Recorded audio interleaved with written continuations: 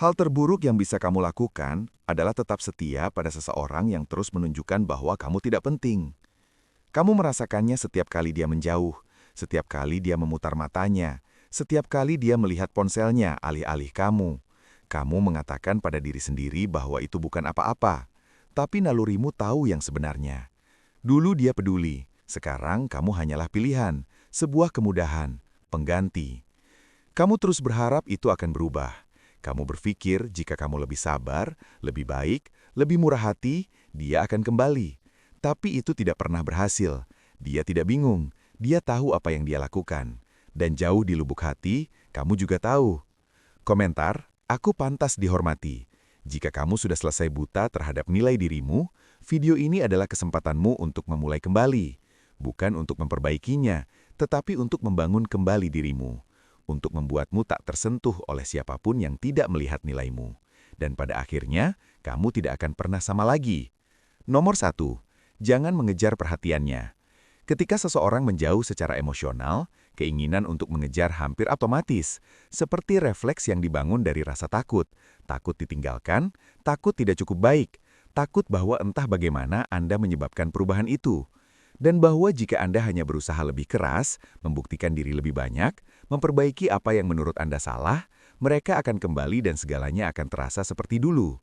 Tetapi keyakinan itu adalah ilusi, yang membuat Anda terkunci dalam permainan yang kalah, di mana semakin banyak Anda memberi, semakin sedikit Anda dihargai. Karena mengejar seseorang yang tidak lagi menghargai Anda, tidak akan memenangkan rasa hormat mereka. Itu justru mengikis rasa hormat Anda. Dan kebenarannya brutal, tetapi membebaskan. Mereka berubah bukan karena Anda gagal, tetapi karena mereka berhenti melihat nilai Anda. Mungkin karena Anda memberikannya terlalu mudah. Mungkin karena Anda menempatkan mereka di atas pedestal, berharap mereka akhirnya akan melihat Anda menghargai diri sendiri, membalas kesetiaan Anda dengan lebih dalam. Tetapi sebaliknya, mereka terbiasa menjadi prioritas Anda sambil menjadikan Anda rencana cadangan mereka. Dan semakin banyak yang kau berikan, semakin mereka menarik diri. Bukan karena mereka butuh ruang, tetapi karena mereka tahu kau akan tetap tinggal. Dan itulah kenyataan pahit dari sifat manusia. Kita tidak menghargai apa yang tidak perlu kita perjuangkan. Jadi ketika kau terus mengejar, mengirim pesan terlebih dahulu, memeriksa cerita mereka, membalas dengan cepat, mengatur ulang jadwalmu sementara mereka terus membatalkan di menit terakhir, yang sebenarnya kau lakukan adalah melatih mereka untuk percaya bahwa kau akan mentoleransi apapun, bahwa batasanmu fleksibel, bahwa kau akan terus kembali tidak peduli seberapa jarang mereka muncul.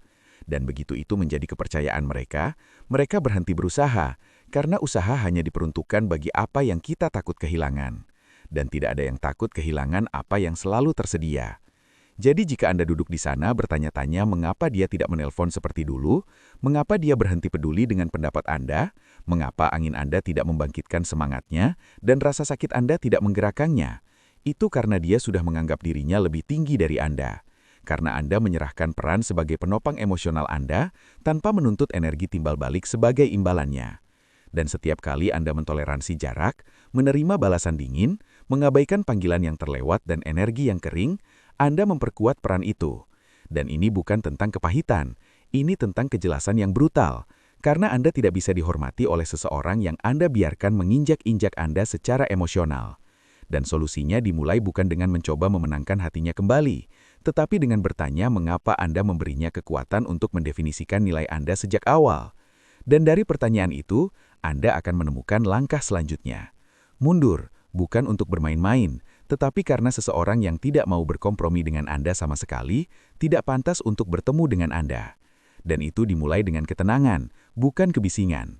Dengan menghentikan energi Anda dan mengamati apa yang terjadi ketika Anda berhenti memberi makan dinamika tersebut. Dan apa yang akan Anda lihat sangatlah berarti. Entah dia akan melangkah maju dengan usaha yang tulus, atau dia akan menghilang karena ilusi kekuasaan telah hilang. Dan dalam kedua hasil tersebut, Anda menang, karena kedamaian dan martabat Anda kembali ke tempat asalnya. Dan disinilah letak kejernihan stoik, bukan dalam bereaksi, tetapi dalam mengamati. Bukan dalam menyerahkan nilai Anda, tetapi dalam menjalaninya tanpa perlu dikonfirmasi oleh seseorang yang sudah berhenti melihatnya.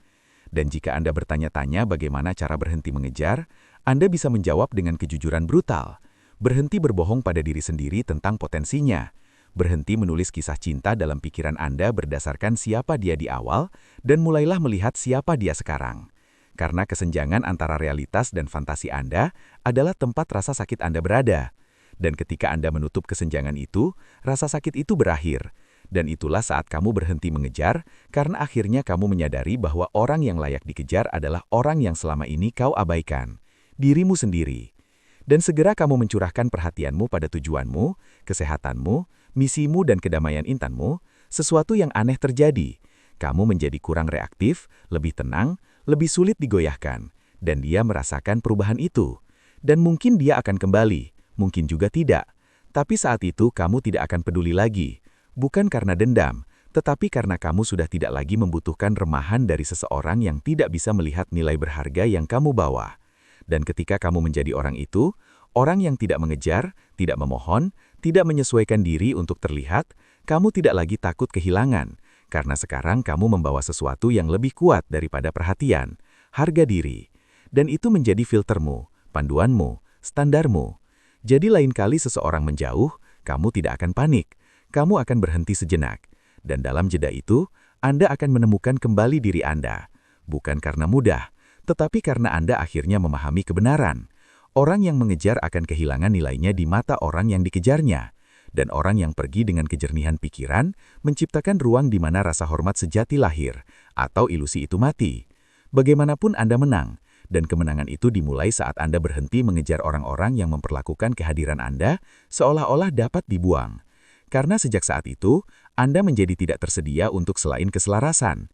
Dan itulah cara Anda membangun harga diri Anda. Bukan melalui mereka, tetapi melalui disiplin.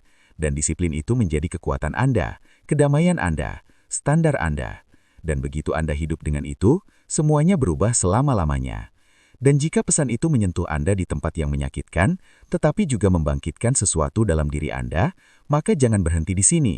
Karena semua yang baru saja Anda rasakan, kejelasan, kekuatan, kebenaran pahit yang Anda kenal perlu Anda dengar sejak lama, itu hanyalah permulaan. Dan itulah mengapa cetak biru hubungan stoik ada. Dibuat untuk pria yang siap berhenti mengejar dan mulai memimpin.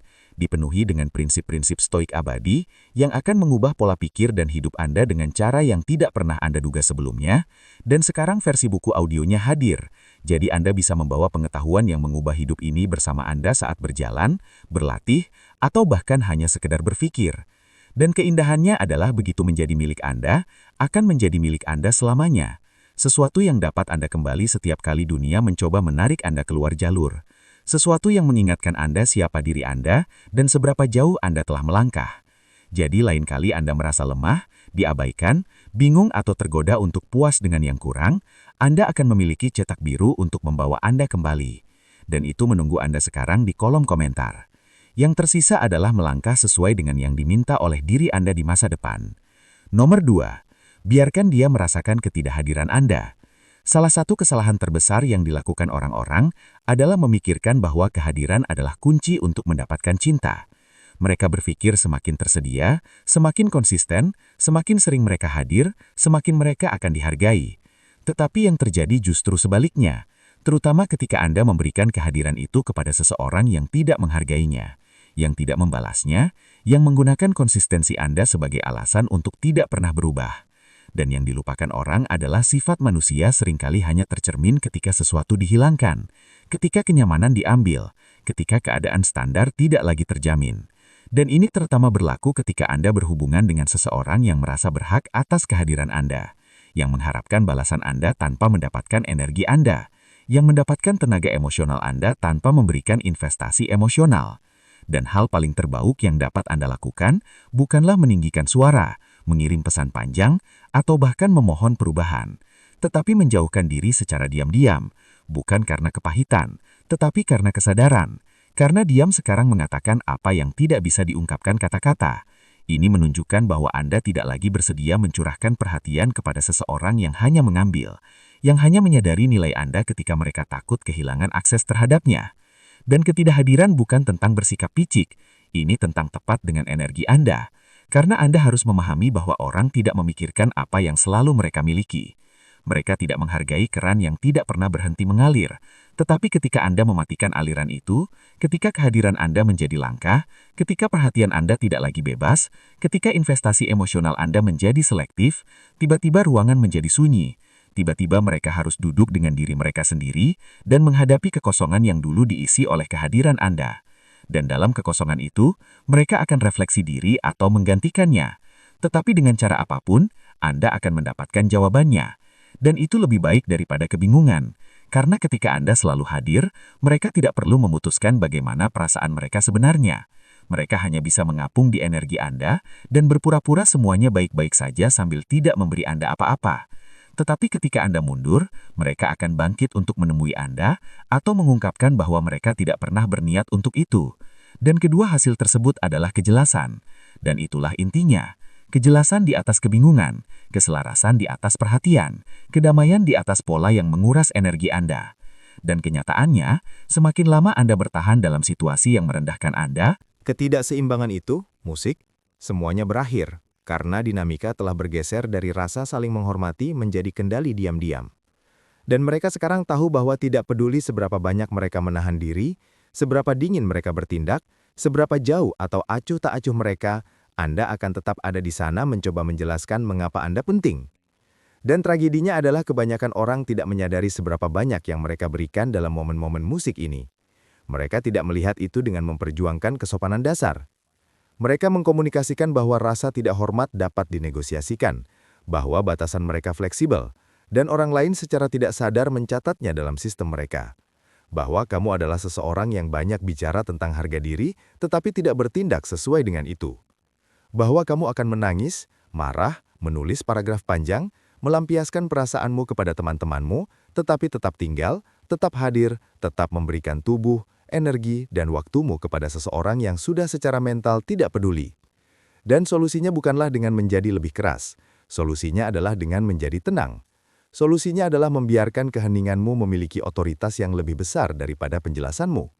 Karena ketika kamu berhenti berdebat dan mulai bertindak, seluruh dinamika berubah. Dan bukan karena orang lain tiba-tiba mendapat pencerahan moral, tetapi karena perilakumu mengirimkan pesan yang lebih keras daripada kata-kata. Pesan yang mengatakan bahwa kamu telah mencapai titik di mana kedamaianmu lebih berharga daripada dipahami, di mana nilaimu tidak perlu lagi dibuktikan kepada siapapun yang tidak dapat melihatnya. Dan dari tempat itu, musik, kamu bergerak berbeda. Kamu tidak mencoba untuk memperbaiki, kamu tidak mencoba untuk menyenangkan, kamu tidak duduk di ruangan di mana kehadiranmu terasa seperti beban. Dan kau tidak berdebat dengan orang-orang yang hanya mendengarkan untuk merespons, bukan untuk memahami. Karena hidup telah menunjukkan pelajaran yang sama berulang kali kepadamu, bahwa mereka yang benar-benar menghormatimu tidak pernah membutuhkan pidato panjang untuk memperbaiki perilaku mereka. Mereka melihat standar yang kau tetapkan dan menyesuaikan diri atau pergi. Dan musik, keduanya dapat diterima. Karena ketika kamu berhenti berdebat, yang sebenarnya kau lakukan adalah mengambil kembali kekuatanmu. Bukan dengan cara yang keras dan dramatis, tetapi dengan cara yang tenang, mantap dan tabah. Musik yang memberitahu dunia bahwa kamu tidak lagi siap secara emosional untuk tidak dihormati. Dan kau tahu apa dampaknya? Itu menyaring lingkaran pergaulanmu. Itu mempertajam kejelasanmu. Itu mengajarkanmu siapa yang tulus dan siapa yang hanya ada di sana untuk mengambil keuntungan dari kurangnya batasanmu. Dan pelajaran itu tak ternilai harganya, karena rasa hormat bukanlah sesuatu yang kau ajarkan dengan suaramu. Itu adalah sesuatu yang kau perintahkan dengan kehadiranmu. Dan semakin kau mencoba menjelaskan apa yang seharusnya jelas, nilaimu, standarmu, penderitaanmu, semakin Anda menguras tenaga mencoba mendidik seseorang yang sudah tahu mereka menyakiti Anda. Mereka tidak cukup peduli untuk berhenti. Dan itulah batasan yang harus Anda tetapkan. Titik di mana Anda berhenti peduli apakah mereka mengerti. Di mana Anda berhenti membutuhkan penutupan. Berhenti berharap mereka akan berubah. Berhenti mencoba untuk dilihat dan mulailah hidup dengan cara yang membuat Anda tak terbantahkan. Bukan karena Anda berteriak lebih keras, tetapi karena Anda pergi lebih dulu. Karena Anda membangun kehidupan yang begitu kokoh, musik, dalam kedamaian dan tujuan sehingga tidak ada kasih sayang sementara atau pesona dangkal yang dapat memikat Anda kembali ke dalam kebingungan emosional. Dan inilah wujud kekuatan sejati, bukan toleransi pasif yang disamarkan sebagai kesabaran, bukan ketersediaan emosional yang dibungkus keputusasaan, tetapi ketenangan yang berakar pada harga diri yang mendalam. Dan itulah yang Anda capai ketika Anda berhenti berdebat. Karena sekarang waktu Anda tidak dihabiskan untuk mencoba meyakinkan seseorang tentang nilai Anda. Waktu Anda diinvestasikan untuk membangun kehidupan di mana satu-satunya orang yang dapat mengakses Anda adalah orang-orang yang tidak pernah perlu dimohon untuk bertindak benar. Dan jika kamu terjebak dalam lingkaran di mana kamu terus-menerus membela diri, mencoba membuat mereka melihat betapa kamu peduli, betapa dalam cintamu, betapa kamu telah terluka, berhentilah. Mundurlah selangkah dan tanyakan pada dirimu sendiri, ini, mengapa aku bekerja sekeras ini untuk membuat seseorang menghormati apa yang seharusnya jelas? Mengapa aku melelahkan diri untuk dilihat oleh seseorang yang menolak untuk melihat? Dan jika jawabannya adalah takut kehilangan, takut sendirian, takut memulai dari awal, maka disitulah penyembuhanmu bermula, karena tidak ada penjelasan yang akan pernah menggantikan kurangnya harga diri. Dan tidak ada orang yang layak membuatmu kehilangan kedamaian. Dan bunyi kamu melihat itu dengan jelas, bunyi kamu mengerti bahwa memohon rasa hormat itu di bawah martabatmu. Musik, kamu tidak akan kembali. Kamu tidak meninggikan suaramu. Kamu meningkatkan standarmu. Kamu tidak mengirim lebih banyak pesan. Kamu menghapus percakapan itu. Kamu tidak bertanya mengapa mereka berubah. Kamu menerima bahwa mereka berubah. Dan kamu melangkah maju dengan kepala tegak dan energi yang utuh. Karena hidup terlalu pendek untuk terus menjelaskan dirimu kepada orang-orang yang tidak mendengar, dan nilaimu terlalu tinggi untuk diperdebatkan oleh seseorang yang memperlakukan rasa sakitmu seolah-olah itu dapat dinegosiasikan. Dan soal mulai saat ini, jangan berdebat untuk mendapatkan rasa hormat. Berjalanlah seolah-olah itu sudah menjadi milikmu. Nomor 4, tetap tenang secara emosional. Akan tiba saatnya kamu menyadari bahwa tidak semua hal pantas mendapat reaksimu. Bahwa setiap kali kamu meninggikan suaramu, mengirim pesan panjang atau musik, meluapkan emosi menjelaskan betapa sesuatu menyakitimu, kamu kehilangan kekuatan. Karena orang-orang yang memicu emosimu sudah tahu apa yang mereka lakukan. Dan jika mereka dapat mengubah emosimu hanya dengan sekilas pandangan, nada merendahkan atau keheningan yang strategis, maka mereka tahu mereka mengendalikan Anda. Dan orang yang mengendalikan perasaan Anda mengendalikan cara berpikir Anda, cara bergerak Anda, dan apa yang Anda toleransi. Jadi ketika Anda terus bereaksi bahkan ketika itu dibenarkan, Anda melangkah ke dalam peran di mana mereka adalah dalang dan Anda adalah pemainnya. Dan meskipun Anda mungkin mengatakan pada diri Anda sendiri bahwa Anda jujur, transparan, ekspresif atau bersemangat, apa yang sebenarnya Anda lakukan adalah membuktikan bahwa keadaan batin Anda bergantung pada bagaimana mereka memperlakukan Anda secara eksternal. Dan itu adalah posisi yang berbahaya untuk dijalani. Karena sekarang Anda rentan terhadap setiap perubahan suasana hati, setiap perubahan nada, setiap pesan yang diabaikan. Dan itu menempatkan Anda dalam siklus di mana kedamaian Anda selalu dipinjam dan tidak pernah dimiliki. Dan itulah mengapa tetap tenang secara emosional bukanlah tentang menjadi tanpa emosi atau seperti robot. Ini tentang menciptakan jarak yang cukup antara apa yang terjadi dan bagaimana Anda merespons, sehingga Anda tidak pernah menyerahkan kekuatan Anda kepada seseorang yang menguji Anda. Dan ketika seseorang tidak menghormati Anda, reaksi yang mereka harapkan adalah reaksi yang harus Anda tolak. Karena tidak ada yang lebih mengguncangkan orang daripada seseorang yang seharusnya marah, yang seharusnya kesal, yang seharusnya bereaksi, tetapi memilih untuk tidak melakukannya. Bukan karena mereka lemah, tetapi karena mereka telah melatih diri mereka untuk menjadi tenang. Dan ketenangan itu langka, itu sangat berpengaruh.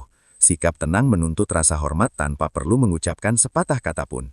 Dan ketika Anda menanggapi drama dengan diam, penghinaan dengan ketidakpedulian, manipulasi dengan ketenangan yang tak tergoyahkan, Anda mengajarkan dunia bagaimana Anda menghadapi tekanan, dan yang lebih penting, Anda mengajarkan diri Anda sendiri bahwa tidak setiap pukulan membutuhkan perlawanan.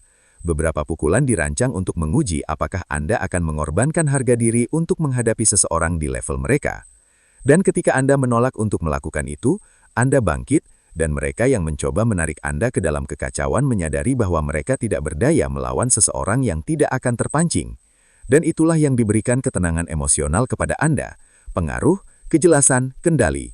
Karena sekarang Anda tidak lagi bertindak berdasarkan impuls, Anda bertindak berdasarkan wijaksana.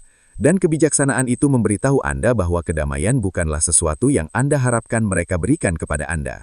Itu adalah sesuatu yang Anda lindungi dengan menolak untuk ditarik ke dalam permainan yang dirancang untuk mengalihkan perhatian Anda dari nilai Anda. Dan ini berlaku dalam setiap interaksi.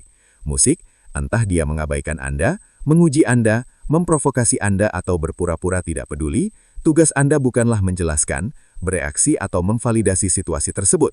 Tugas Anda adalah mengamati, memutuskan dan bertindak sesuai dengan situasi. Dan kebanyakan orang tidak pernah mengembangkan kendali ini, karena mereka tidak pernah duduk cukup lama dengan ketidaknyamanan untuk menyadari bahwa mereka tidak perlu bereaksi. Mereka hanya perlu mengenali polanya dan memutuskan untuk tidak mengulanginya. Dan bunyo kamu menyadari hal itu, kamu menjadi tak tergoyahkan. Bukan karena hidup atau orang-orang berhenti menguji Anda, tetapi karena Anda tidak lagi memberi mereka kekuatan untuk menentukan bagaimana Anda merasa. Dan disitulah kekuatan emosional sejati berada, bukan pada seberapa keras suara Anda, tetapi pada seberapa tenang Anda tetap. Nomor 5, kendalikan hidup Anda. Jika dunia Anda mulai dan berakhir dengan bagaimana dia memperlakukan Anda, apakah dia merespons, apakah dia memuji Anda, apakah dia meluangkan waktu untuk Anda telah menyerahkan kunci stabilitas internal Anda kepada seseorang yang mungkin bahkan tidak tahu cara mengendalikan hidupnya sendiri. Dan itu adalah jenis ketergantungan yang menghancurkan percaya diri Anda. Karena sekarang Anda tidak hidup untuk misi Anda, tujuan Anda, patokan Anda. Anda hidup untuk reaksinya. Dan bunyo dia menjadi pusat emosional keberadaan Anda telah menjadikan dia otoritas Anda. Jangkar Anda, definisi kesuksesan dan kegagalan Anda. Dan itu bukanlah cinta, itu adalah perbudakan emosional yang berkedok relasi. Dan yang kebanyakan orang tidak sadari adalah semakin Anda berputar di sekitar seseorang yang bahkan tidak berpusat pada diri mereka sendiri, semakin Anda menjauh dari inti diri Anda sendiri. Dan tiba-tiba Anda bangun dan bertanya mengapa Anda merasa tersesat, lelah dan tidak bersemangat. Dan jawabannya simpel, Anda membangun hari Anda di sekitar seseorang yang tidak membangun apapun bersama Anda.